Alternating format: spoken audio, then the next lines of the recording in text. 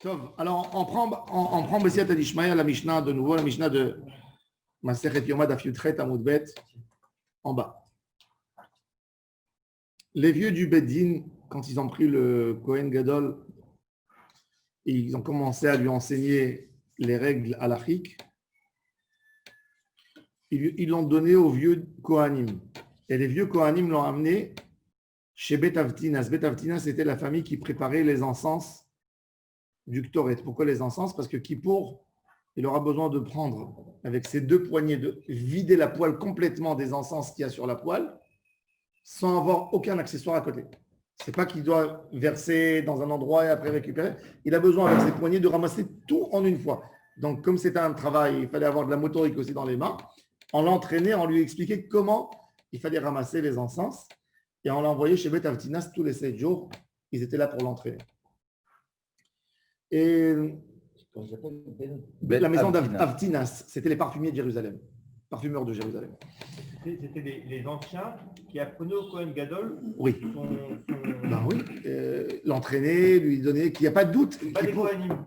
Aussi, il y avait des Kohanim. Zikne Bedin, ils l'ont donné aux Zikne Keuna. Et les Zikne Keuna, il l'a amené chez Bet Avtinas, qui étaient les parfumeurs de Jérusalem. Des gens qui connaissaient mais sans pratiquer. Il pratiquait, si, mais il lui expliquait, il fabriquait le parfum. Ils connaissaient la théorie. Oui, la théorie, tout à fait. C'est des théoriciens, en fait. C'est des grands théoriciens, mais des gens qui ont d'expérience aussi de vie. Ils sont là tout le temps à côté du Beth Amikdash. Ils ont vu dans le deuxième temple des dizaines de Kohanim Godim passer à côté d'eux. Et ils l'ont fait jurer, ils lui ont dit, Ishi Kohen Gadol, monsieur Kohen Gadol, tu es notre envoyé. Nous sommes les envoyés du Bedin, depuis jusqu'à Moshe Rabbeinu, et toi, tu es notre envoyé. Et l'envoyé du Bedin, on te fait jurer sur le nom du maître de l'univers. Il y a des Gmarot, Yoma là-bas, il y a beaucoup. Hein? Ouais. On te fait jurer sur le nom du maître de l'univers que tu ne changeras rien de tout ce qu'on t'a appris. Chez l'autre échané d'Avar, Mikol Machaman nous le rappelle. Pourquoi? Qu'est-ce qu'il faisait? Parce qu'il y avait les pharisiens et les sadduciens. Les sadduciens, ils étaient tordus. Ils servaient Dieu comme si on servait devant un temple grec. Donc, qu'est-ce qu'il faisait? Quand le Kohen Gadol il était sadducéen, il rentrait dans l'endroit où il y avait l'arche avec une poêle, déjà qui a les braises et les encens dessus. Tandis que chez nous, les pharisiens, la manière de travailler au Beth Amikdash, elle est différente. Par exemple, on met la poêle avec les braises et le Kohen, dessus, il verse dans le Kodesh HaKodashim les encens. Alors, on le fait jurer qu'il ne va rien changer. Il y avait d'autres choses. Oui, alors lui... Pharisien, tu mets un point, ça devient parisien. Ouais. Lui, il pleurait parce qu'il a été soupçonné de ce qu'il n'est pas. Et eux, ils pleurent parce que peut-être on a soupçonné, on est Rochet de Bekesherim. On soupçonne quelqu'un qu'on ne connaît pas. Peut-être qu'il est bon. Pourquoi on le soupçonne? Mais on est obligé, c'est-à-dire obligé de faire la remarque parce que tellement ça nous tient à cœur que nous sommes obligés de le dire. C'est pas qu'il va leur dire alors pourquoi vous pleurez? Ne me dites rien, c'est tout. Non, on est obligé de s'assurer. Comme il y avait des mouvements sadducéens, il était obligé de le faire. Maintenant, si c'est un Talmid Chacham, toute la nuit, il étudiait la Torah, il donnait un shiur au Beth Amikdash, au Kohanim. Mais si ce n'est pas un Talmid Chacham, on ne veut pas qu'il dorme. Il ne faut pas qu'il dorme la nuit. Il faut qu'il reste 24 heures actif, le Kohen Gadol. Alors, si c'était un Chacham Doresh, Ve'imlav Talmidei Chachamim Dorshim Lefanav, ils font des drachot devant lui s'il n'a pas la capacité d'enseigner la Torah. Ve'im Ragil Likrot, s'il a l'habitude de lire dans les textes, il lit la Bible. Ve'imlav Korim Lefanav, qu'est-ce qu'on lit? On lit des sujets intéressants. Ou Korim Lefanav, Ve'iyov, Job, Ezra, l'histoire de retour des Bnei Israël en Eretz Israël, d'Ivrei Hayamim, l'histoire du peuple juif, Zecharia ben Kevutal, qui était un Chacham Kohen, il dit, moi, beaucoup de fois, j'ai lu devant lui, dans Daniel, dans le Talmud de Jérusalem, il dit qu'on lisait aussi les Ecclésiastes et le Tehilim aussi, pour réveiller le Kohen. Tana, la Gemara, elle dit, les lamdo chafina. Pourquoi on amenait le Kohen dans la maison de Avtinas pour lui enseigner comment il fallait ramasser la kétoret. L'achfon, chofen, c'est un poignet. ramasser. En hébreu, ça s'appelle hafina. L'arfon, c'est de ramasser comme ça dans les. Amar Rav Papa, Shtele Shachot Ayulo le Kohen Gadol. Rav Papa, il nous dit que le Kohen Gadol avait 2 bureaux au Beth Amikdash. Achat Lishkat Paredrin. Il y avait un dans la Lishkat Paredrin qu'on avait parlé, la première Mishnah du traité Yoma. Et la seconde, Lishkat Betaftinas.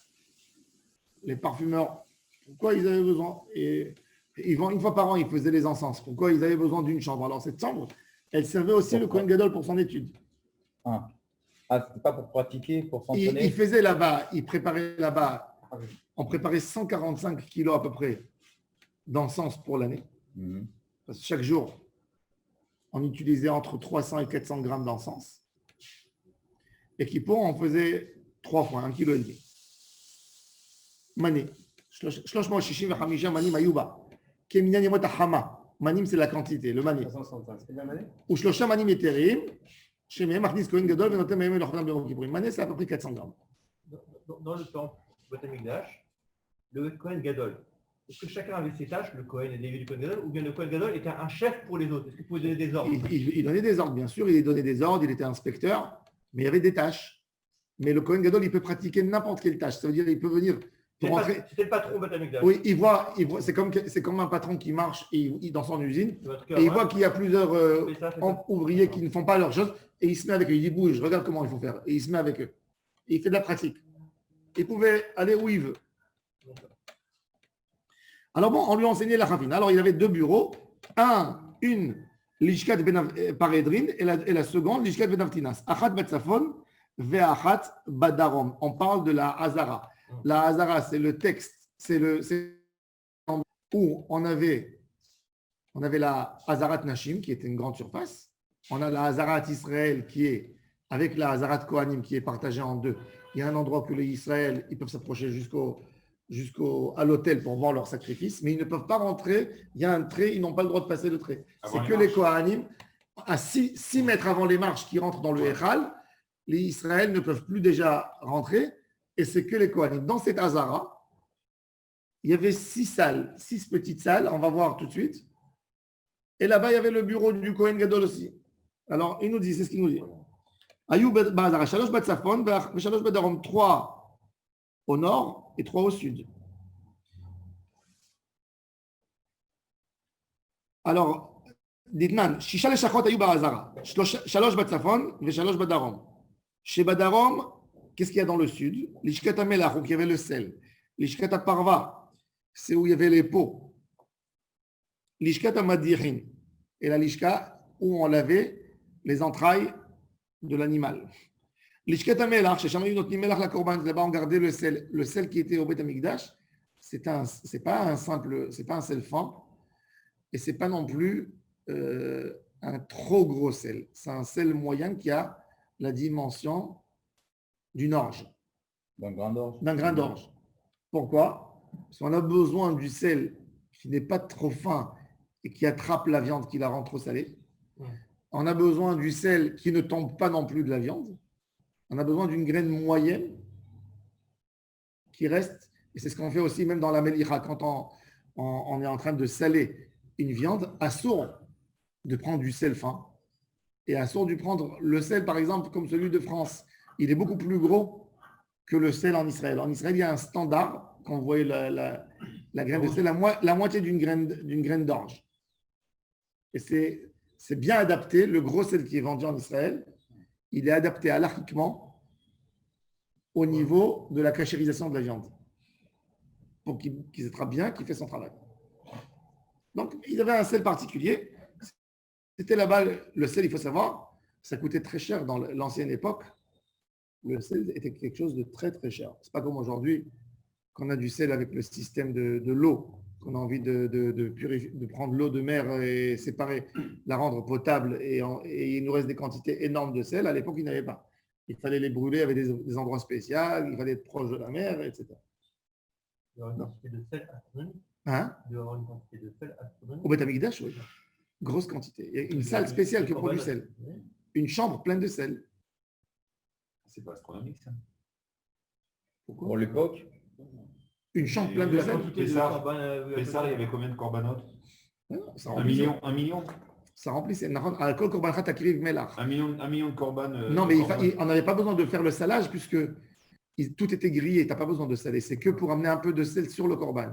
Ah, d'accord. Il n'y avait pas de salage. Le salage, il est fait. Le salage de la viande, il est fait uniquement quand tu l'as cuit. Quand tu fais griller, tu n'as pas besoin de saler. Il faut savoir. Oui. On égorge un animal. Si on décide de le manger à la hache, on n'a pas besoin de saler.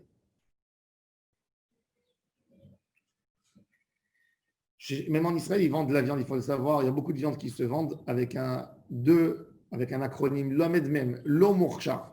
C'est fait pour les gens qui sont sensibles au sel, qui mangent leur viande grillée sur le feu ou au four grillé, mais il n'y a pas de sel. Cette viande, elle ne peut pas être halak. Le rabbinat, il laisse pas, il ne donne pas un tampon halak dessus.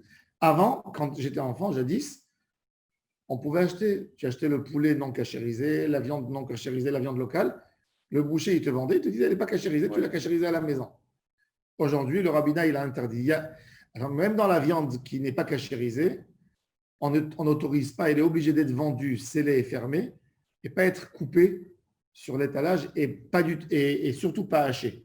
C'est-à-dire, il y a la loi dans tous les supermarchés qui vendent de la viande. Par exemple, ils n'ont pas le droit de te vendre de la viande hachée, viande non cachérisée.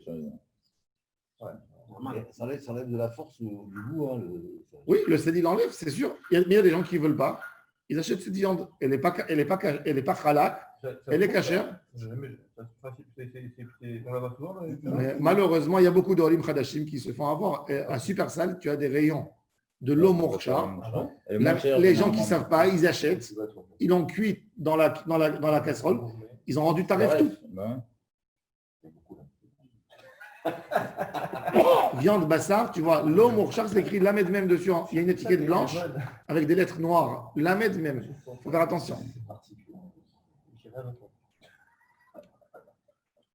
Donc, l'ishkat amer, la korban. L'ishkat parva. La parva, qu'est-ce qu'on faisait? Ayum olchim en rot kodashim. On salait les peaux. On faisait le premier traitement avant que les kohanim prennent les peaux pour ne pas que ça sent très mauvais, comme chez les tanneurs. Ve'al gaga, sur le toit de Beta Parva, il y avait un petit mikvé qui était fait pour le Kohen, pour que le public ne le voit pas, pour garder une sorte d'intimité. Les Kohen Gadol Biyom Kippour. Ensuite, l'Ishkata Madichin, il y avait la salle où on lavait toutes les. Le mikvé était fait pour le Kohen Gadol à Kippour, à Yom Kippour. Ouais.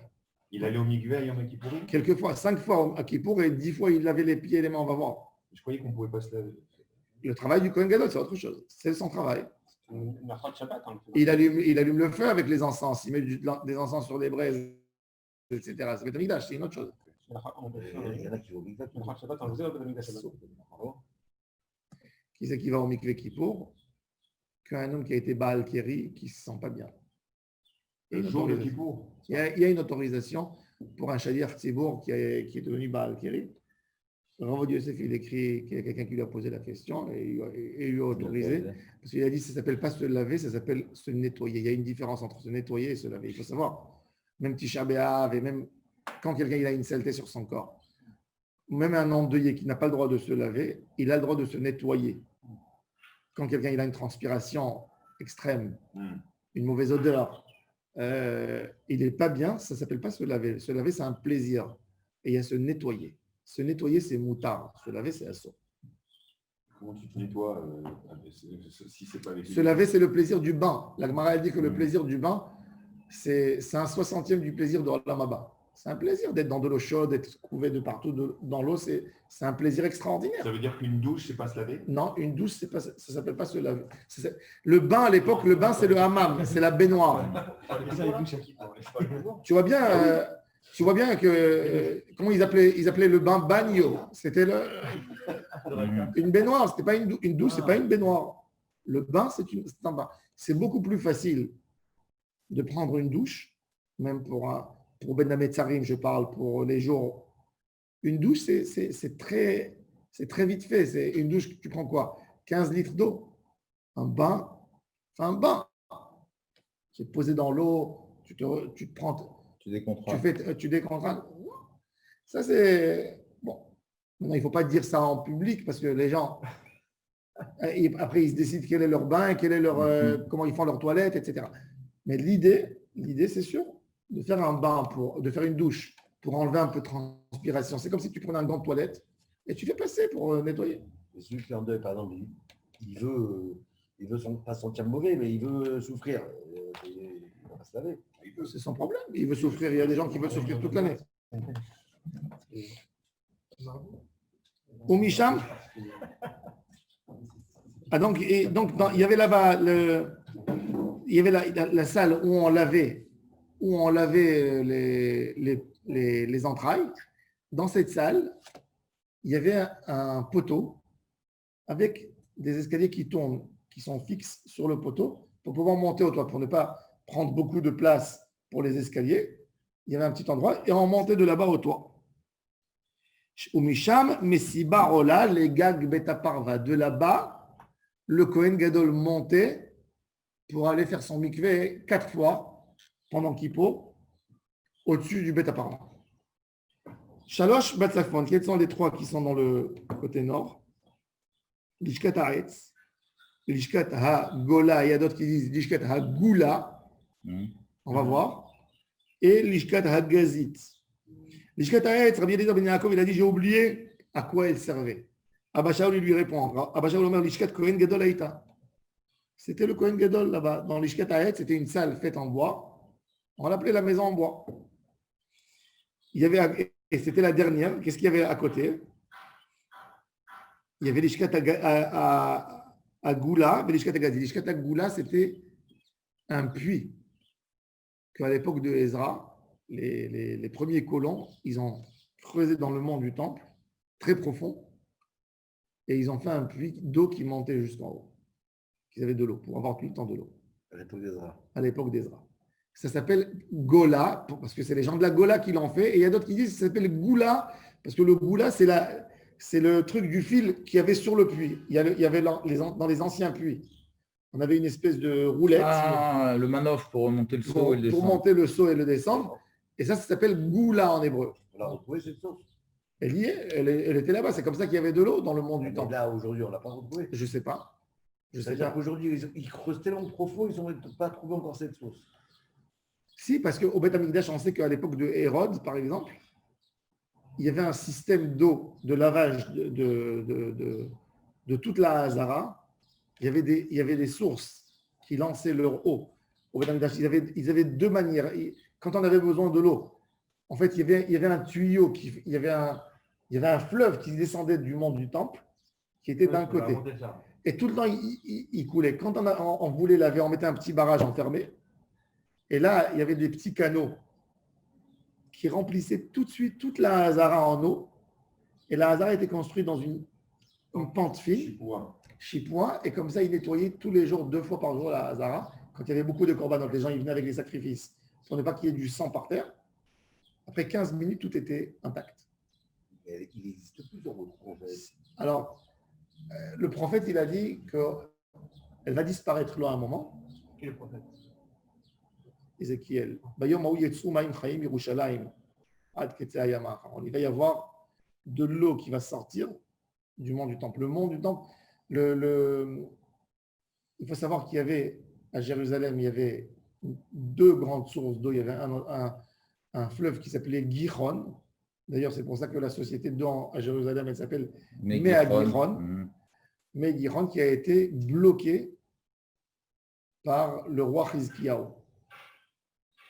Pourquoi? Pour ne pas que Sancheriv, qui est venu assiéger Jérusalem, depuis on l'a pas réouverte. Il a bloqué par Shema Meforach et les Chachamim n'ont pas été d'accord. Il a bloqué l'eau pour la population. C'est-à-dire il a fait descendre l'eau. Jusqu'aujourd'hui, quand vous allez le vendredi, vous allez à Al-Bourak. Al-Bourak, c'est Sha'ar Rahamim. Quand vous rentrez à côté du Kotel, si vous allez voir, il y a la porte d'entrée. Quand on rentre pour rentrer au Kotel, n'est-ce pas? Tu prends à droite quand tu es devant ce portail, tu prends 50 mètres, tu vas voir, il y a un portail sur la muraille qui est bloqué. Un ancien portail que tu vois, il est bloqué. Ça, c'est Al-Bourak. Les musulmans, ils disent que par cet endroit, le Messie des Juifs, Eliyahu Hanavi, doivent passer pour annoncer la Géoula. Qu'est-ce qu'ils ont fait? pour empêcher, à mon avis, ils ont enterré là-bas des morts. Ils ont mis un cimetière musulman. Ah oui, mais c'est pas des juifs.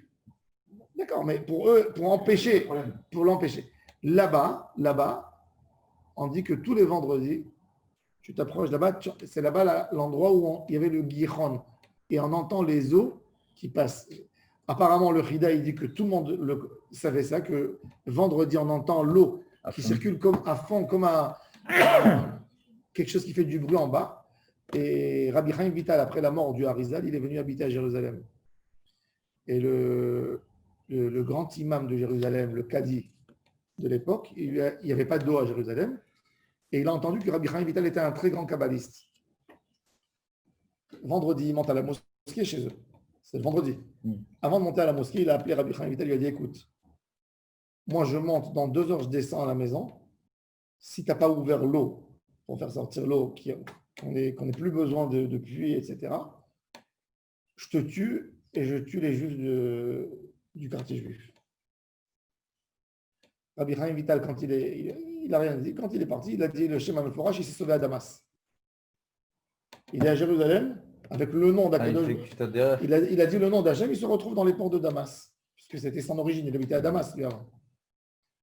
Erev Shabbat, il va dormir, et quand il dort, il voit le Harizal qui le réveille, qui lui parle face à face.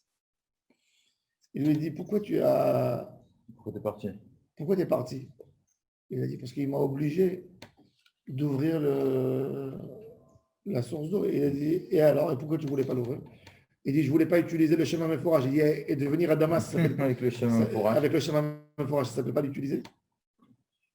Il lui a dit, sache-le, que ce Qadi à Jérusalem, il s'appelait Abou Sifin. Il dit, Abou Sifin, c'était le Gilgoul de Sancheriv. Oh. Et toi, tu étais le Gilgoul de Chizkiyahu HaMelech, qui a fermé le puits. Toi, tu aurais dû l'ouvrir et lui aussi, il refait la conciliation avec toi. Tu aurais fait un Kiddush Hashem et dès que l'eau serait sortie de là-bas, tout le monde aurait compris qu'il y avait Hashem et qu'il y avait la Géoula. Et c'était un moment propice de Géoula. Il lui a dit alors, je repars à Jérusalem tout de suite, dimanche, Ruach HaKodesh pour l'ouvrir. Et il dit, c'est plus le moment, on reste à Damas maintenant. Ça, c'est dans ce Al-Bourak, dans ce portail de Bourak, de Rahamim.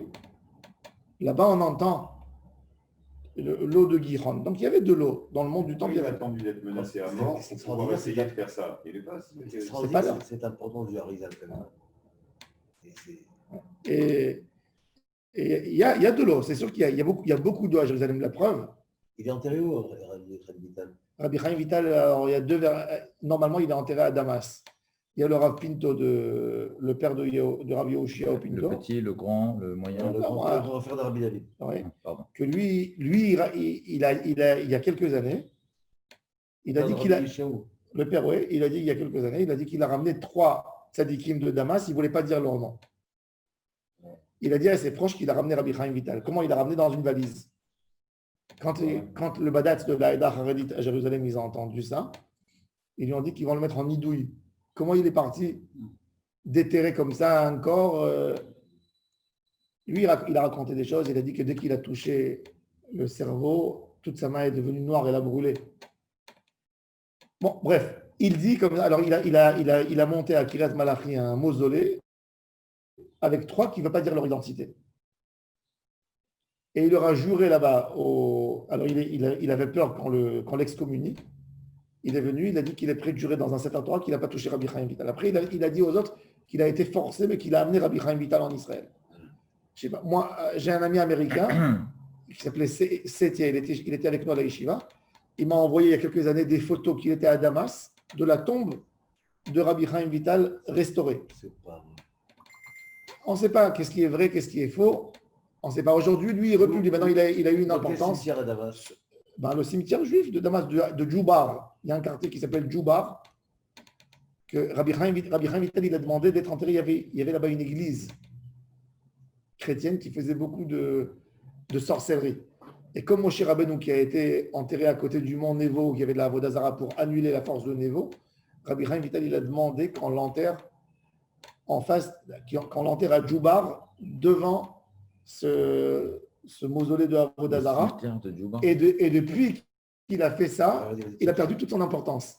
Il y avait d'ailleurs il y a la synagogue Eliyahu-Hanavi, il y a une synagogue très précieuse à Damas, dans le quartier de Djoubar. C'est un des quartiers qui a été détruit dans la guerre avec Al-Qaïda et Daesh.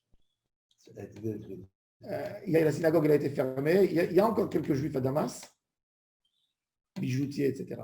Alep, elle a été détruite complètement. Je ne sais pas ce qui se passe avec le cimetière juif. Mais à Damas, Rabbi Chaim Vital. Alep, il y avait des juifs aussi. À Alep, il y avait beaucoup. J'avais un ami, il allait leur faire la shrita jusqu'à il y a 10 ans. Il allait leur égorger une fois par 6 mois, il allait. Il rentre à Damas. Ouais, il rentrait à Alep et à Damas. Comment il faisait? De Turquie, il allait. La Turquie était en bonne relation avec eux. Et je faisais fournir, il leur ramenait les mezuzot, il leur ramenait les matzot pour Pessah, tout. Et ça, il y avait un grand quartier là-bas, à Djoubar. C'était un des beaux quartiers juifs de Damas. Dans le Kohen Gadol, la première, on voit qu'il y avait beaucoup de lieux finalement. Il n'y avait pas un emplacement. Il a fait, oh, bravo. Alors justement, tu as trouvé? Non. Djoubar, fait Djoubar Damas. Pas Djoubar, Djou. Ouais, DJ. Ça un trip à aller faire ça. On ne sait jamais, tu sais, le Bahreïn, il a fait ça peut venir. Hein. Et là-bas, il n'y a rien dans Bahreïn, tout ça là-bas, il n'y a rien. Et quoi? Il n'y a pas des tzadikim là-bas. Où? Bahreïn, tout ça. À Bahreïn? C'est fort qu'il fasse vouloir faire un petit voyage là-bas, non? Dubaï, tout ça, il n'y a pas. Peut-être. En Arabie, c'est sûr qu'il y a. Mais oui, ça a été détruit. Tu sais pas, 1000 ans, le juif ne rentre pas là-bas. On ne sait pas. Alors, Rabbi Eliezer Ben Yaakov, il a dit, j'ai oublié à quoi elle servait cette lishka. Abba Shaul, il a dit, lishkat Kohen Gadol Haïta, Achoreshten, Vegag Shloshtam Shaveh, il y avait un toit. Lishkat Agola ou Agula, Shamaya Bor Agula ou Agola, Ve'agalgal Natun Alav, pour puiser l'eau. Ou Misham Aspiki Maim Lechol HaHazara, de là-bas on amène l'eau pour tous les besoins de la Hazara. Lishkat Gazit, c'est quoi Gazit? Gazit, c'est des grandes pierres, comme les pierres du Kotel. C'était la maison du Sanhedrin pour impressionner les gens qui rentraient. C'était très grand, très haut. Et ils jugeaient là-bas. Shama ita Sanhedrin chez l'Israël, Yoshevet, Vedana, et Takohanim. Le Sanhedrin, il avait son siège à l'extérieur pour les Israël, mais il avait un autre siège à l'intérieur pour les Kohanim. Le jugement des Kohanim, c'était. Tu as trouvé? Non. Fais tombe Rabbi J'ai Chaim. tapé cimetière juif Damas, j'ai trouvé un truc, mais c'est pas ça. Hein. Et jamais de conflit. Rabbi Chaim Vital. Oui, Matseva, fait en hébreu. J-O-B-A-R. J-O-B-A-R. Djoubar Damas. Bravo, Charlie. Participe pas par jour. Il n'y avait jamais de conflit entre le Kohen Gadol et le Hanchek Agdola. Il était soumis comme. Bon, C'est qui? Parce que finalement. Mais le Knesset Agdola, c'était un Sénat. Je me mets en Israël, je me mets en Israël, pour le Kohen Gadol, le temple, chef du temple, pour moi, c'est la personne la plus importante. Oui, mais tu as un Sénat de sages de 71. Tu sais ce que ça veut dire? Tu sais que pour rentrer, être membre de ce Sénat des sages, l'entrée, c'est parler 70 langues. L'entrée. Il y a jamais de conflit entre les deux? Si, il peut y avoir. Oui, il y avait. On va voir dans le traité Yoma. C'est deux pouvoirs très forts. On va voir dans le traité Yoma qu'il y avait des Kohanim Gdolim qui étaient tordus d'esprit. Ah bon? Oui, Comment c'est possible? qui se prenaient des airs parce qu'ils étaient Kohen Gadol. Ils rabaissaient les autres Et ils ont été Kohen Gadol élus par leur argent, par Par leurs les médias. proches, par les médias, élus par les médias, oui. Par les réseaux sociaux. Ah, mais Oui, il y avait, malheureusement, et c'est pour ça qu'ils mouraient. Dieu les a punis. il y avait du shochad et tout. Bien sûr, dans le deuxième temple, pas dans le premier. Dans le premier temple, on a Parce eu qu'ils sont eu la vie. 14 ou 16 Kohanim Gdolim, ça dépend, toute l'époque de 410 ans. C'est-à-dire chaque Kohen Gadol en moyenne, il a fait 40 ans Dans le premier. dans le premier. Dans le second, on avait 320 Kohanim. Parce qu'ils sont indestituables. Et parmi eux, il y en a 4 que chacun, il y a un, il a fait 80 ans, il y a un, il a fait 40 ans, il y a un, il a fait 10. Ils n'ont pas fait un an. Chacun, il mourait après l'année. C'était un titre, ils voulaient avoir des titres. Ils sont indestituables, le Kohen Gadol. Tu as dit que Oui, mais quand il ne veut pas quitter son poste, c'est Dieu qui le fait quitter. Ah, c'est ça, mais le Hanchek Agdola n'ont pas Ils de avaient pas prise dessus. Ils peuvent pas le Oui, destituer. il y avait des fois que le Kohen Gadol était vraiment un tordu. Ouais. Et le peuple n'en voulait pas. Une fois, la Gemara elle raconte qu'il y avait un Kohen Gadol qui était sadducéen. Et quand il est venu au Beth Amikdash pour servir, pour amener le Corban, il a voulu se moquer des rabbins pharisiens, du Sénat, du Sanhédrin. C'était Sukkot. Il a versé l'eau qu'on versait sur les corbanes entre ses deux pieds pour rigoler sur eux, comme s'il versait de l'eau. Et le public qui était dans la Hazara n'ont pas admis ce qu'il a fait. Ils avaient des étrogues dans leurs mains, ils l'ont lapidé avec les étrogues. Le Kohen Gadol. Le Kohen Gadol. Wow. Il a été lapidé par le peuple. Et ils n'ont pas supporté ce qu'il a fait.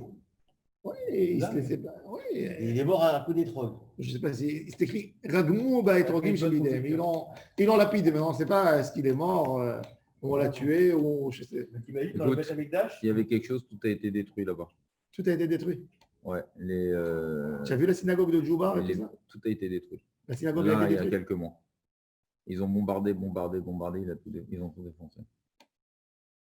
La synagogue de Djoubar, en fait, c'est un quartier apparemment. Ouais. Et ils disent qu'il y a des milliers de choses qui ont été détruites. Il y avait des... Des choses très anciennes. Damas, c'est une ville plus ancienne encore que Jérusalem. Ça veut dire dans son histoire. C'est une des villes. Jérusalem existe, mais Damas, elle est de l'époque de Élisha, du premier temple. David Amelech, il est arrivé jusqu'à Damas. Elle est mentionnée.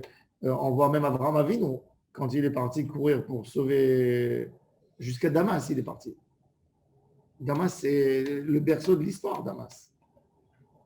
C'est une ville très importante. Babylone aussi. Ouais, mais Damas, elle a son importance. Elle a même une importance biblique. Les Juifs étaient très bien à Damas jusqu'en 48. Voilà, ça, c'est une photo d'une des stèles qui reste d'un des tzadikim de là-bas. Elle est restée encore, celle-là. Celle-là, je ne sais pas si elle est récente, la photo ou pas. Mais en gros, même les Ouais. Américains, ils ont dit que c'est une catastrophe. Ils ont aplati tout. Il n'y a plus rien. Voilà Chaim Vital. Ouais. Voilà la tombe. Voilà Chaim Vital. Ouais. La tombe de Chaim Vital que je vous ai dit. Tu la vois? Chaim Vital. C'est ça. Alors lui, il dit C'est qu'il a vrai. qu'il a fouillé celle-là et qu'il a enlevé. Maintenant, on va savoir qu'est-ce qui est vrai, qu'est-ce qui est faux. Pourquoi il aurait dit quelque chose comme ça? Parce qu'il a dit, il a eu un diplomate américain qui le soutenait à l'époque. Il a réussi à rentrer il y a 30 ans, cette histoire. Hein. Ouais. Moi, je sais quand il a été convoqué au Bedin, j'étais au courant. C'est le père de mon ami qui lui a fait. L'interrogation. Ben oui, il a dit qu'est-ce que tu fais des choses comme ça. Enfin, Et après, il a dit non, c'est pas vrai. oui, pas... non. Ouais. Mystère. Bon, C'est ça aussi. C'est ça. ouais. C'est la tombe de Rabbi Chaim Vital. Ça veut dire que tout ça, ça a été rasé.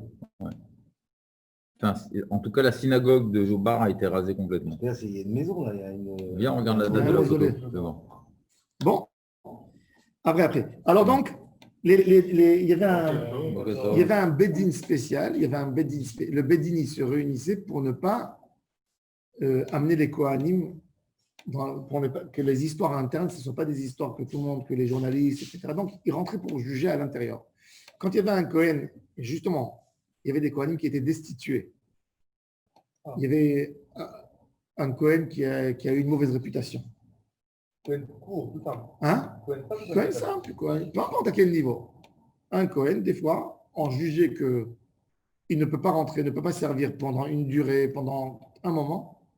Et ils lui ont dit, tu ne rentres pas. Et quand il entendait ça, tellement il était déçu qu'il sortait avec un habit noir de là-bas et il rentrait chez lui à la maison. Et quand il a été nettoyé, son nom a été nettoyé, il sortait en blanc avec les habits du Cohen et il rentrait tout de suite dans la Hazara pour dire j'exerce. Alors, À Cohen et à Lévi, ils vivaient de dons, dons. c'est qu'à l'époque du premier temple. À l'époque du deuxième temple, déjà les Kohanim faisaient beaucoup de commerce. On trouve déjà des Kohanim hyper riches, comme Rabbi Elazar ben Azaria, qui est multimilliardaire à l'époque. Ah bon? Les Kohanim, déjà, ils faisaient fortune. Ils étaient riches. Est-ce qu'un Cohen à Lévi qui a été entre guillemets destitué, il a le droit de profiter des dons du peuple? Il a le droit. S'il est cachère, s'il est destitué que du temple, oui. Mais s'il a été destitué parce qu'ils ont trouvé un problème dans sa kéouna, c'est autre chose. À l'époque du premier temple, le peuple entier était agriculteur. Donc, les Kohanim vivaient sur ça. C'est ça.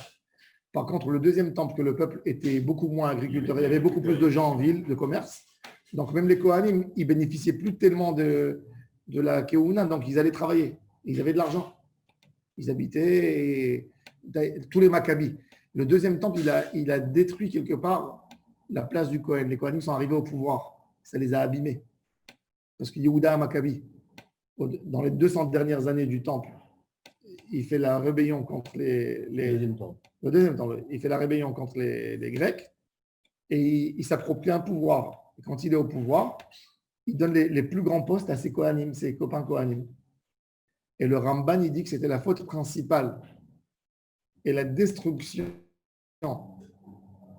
de l'image du peuple juif suite à cette erreur politique que Yehuda a fait. Selon Ramban, Yehuda aurait dû dire « J'ai remis le pouvoir, on revient au Beth Amikdash et on sort de tous les… » Tu ne peux pas t'approprier le pouvoir religieux et le pouvoir laïque. Le pouvoir politique. Et le peuple, quelque part, il a commencé à détester les Kohanim qui s'approprient un pouvoir qui n'était pas eux. C'est ce qui a fait que le niveau du Kohen, il est descendu, puisqu'il devait gérer de la politique, il est descendu au niveau du peuple. Le peuple n'était plus d'accord d'accepter des Kohanim. Et doucement, doucement, il y a d'autres qui sont rentrés pour remplir. Et c'est ce qui détruit un peuple. Un peuple ne se détruit pas en un jour. En 100 ans. Les gens, ils perdent confiance dans le pouvoir. C'est l'actualité, ce que tu dis là. Tout à fait. Mais pour nous, on n'a rien appris. L'histoire, c'est qu'une répétition de… Mais on n'a rien appris. C'est-à-dire qu'on n'a rien appris. Ça voudrait dire faire quoi alors? Ça voudrait dire que même pour nous, maintenant, off the record, je vous dis, Oui, un parti religieux, c'est une catastrophe. Parce qu'il fait détester la religion. Un parti religieux, il ne devrait pas y avoir de parti religieux. Il devrait y avoir, par contre, un parti, je ne parle pas de laïc, un homme qui dit « je défendrai les intérêts des religieux ». Mais quand tu vois Rav machin à la Knesset, imagine-toi un homme politique, forcément, il va voler, il va mentir, c'est ça la politique, c'est le jeu, c'est comme ça. Alors quand on voit un homme comme ça avec une barbe qui parle d'une phrase raciste ou qui dit quelque chose, tu dis, ah, ça c'est la Torah. Et tu fais perdre au peuple simple. C'est pour aussi défendre les intérêts religieux. D'accord, mais la majorité des gens ne le concevaient pas de cette manière. Pour eux, un religieux, une image religieuse. Alors, si c'est comme ça, prends un parti religieux, mais ne prends pas des hommes, ne les appelle pas Rav. Ils tiennent d'un côté que tu les appelles Rav, le Rav Ariéderi, pas Ariéderi, et le Rav machin, et ils se comportent comme des politiciens. Alors, décide-toi ce que tu veux. Un Rav, sa place, elle est au Beth Midrash. Elle n'est pas dans le Sénat. Et ça, avec le temps, si on veut comprendre pourquoi le deuxième temple il a perdu sa spiritualité dans le peuple, c'est le point principal. Que le Kohen jouait de la politique locale, la politique nationale. Quelque part, au niveau du peuple, le rabbin, le tzaddik, il est descendu de niveau. Après, il n'avait plus de maîtrise sur le peuple. Et après, donc, comme ils ont compris, comme les autres, ils ont compris que le pouvoir c'était inclus la Keuna, donc il y avait des gens non compétents qui ne devaient pas s'y mettre là-bas, mais pour avoir une force, ils voulaient attraper le temple. Et là, le temple est devenu politique à tel point que vers la fin des années, on a eu même il faut savoir que 5 ans avant que le temple ait été détruit, j'ai honte de le dire, mais c'est ça. Les gens qui poignardaient dans le temple, dans la Hazarat Israël, ils étaient au milieu, ils étaient dans une cérémonie de Sukkot. Ils étaient en train de se prosterner. Et il y avait des gars, ils s'appelaient les Sicariques, qui venaient avec des petits Les couteaux. Sicariques. Oui, les Sicariques. Qui c'est qui a donné ce nom-là? Ils ont donné, c'était des voyous grecs. Parce que les mafiosi mexicains, c'est les Sicarios. Ils s'appelaient comme ça. Ils venaient avec des couteaux comme ça. Je te jure. Ils venaient avec Tu des. connais pas? Oui, ils venaient avec. Sicarios, c'est les tueurs. Oui, ils venaient avec des poignards. Des petits poignards comme ça, qui avaient une lame comme ça, avec un petit truc en bois.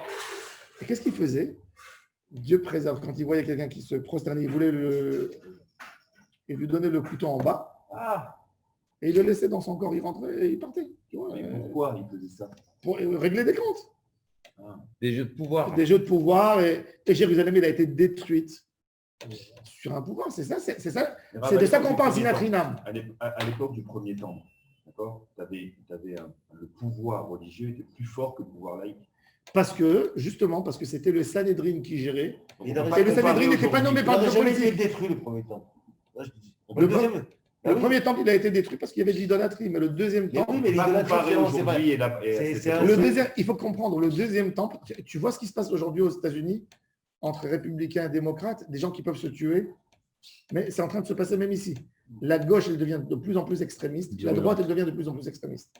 Et les affrontements, on va les voir, on les voit. Ça veut dire, vous allez voir, moi j'ai très peur des élections maintenant.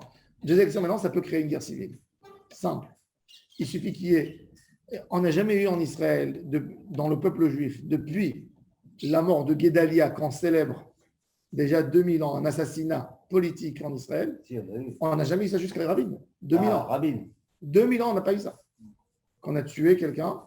Pour ce déo politique. Et là, aujourd'hui, on revoit, c'est en train de repartir. Et moi, j'ai très peur d'une troisième destruction. Quand tu vois l'histoire, celui qui voit l'histoire et qui comprend ce qui s'est passé, il peut comprendre qu'on est sur le bout du drame. De l'extérieur, ils n'arrivent pas à nous avoir. Exactement. Il nous va se. Un Israël n'a jamais été détruit de l'extérieur. Il a été détruit de l'intérieur, toujours. Hachem nous aide. On multiplie à Vatrinam.